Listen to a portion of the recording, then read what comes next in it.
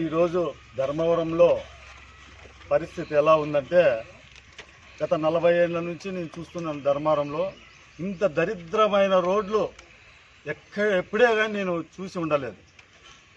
అసలుకి ఆ గుంతల్లో మట్టి తోలి ఊరంతా దుమ్ము ధూళి లేపి అసలుకి యాక్సిడెంట్లు ఒక 5-6 యాక్సిడెంట్లు అయినాయి.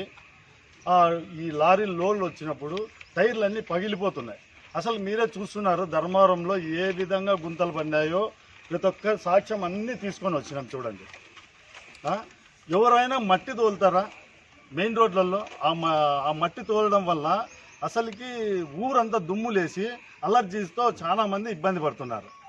దానికోసము మా అన్న సూర్యనారాయణ ఒక నిర్ణయం తీసుకున్నారు.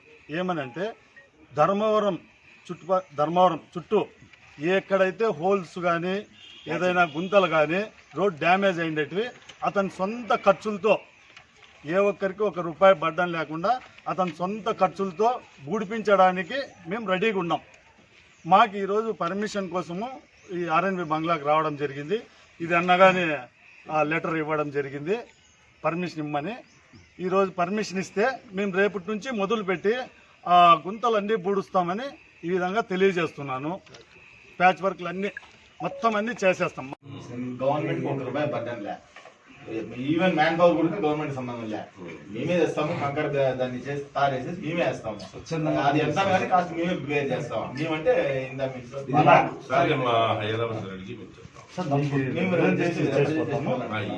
మాకు ఇస్తే మేము ఈరోజు డివిజనల్ ఇంజనీర్ ఉన్నాడు.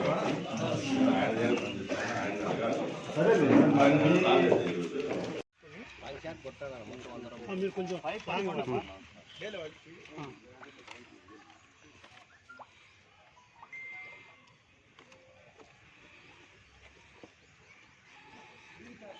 మీరు బాగా తిన్న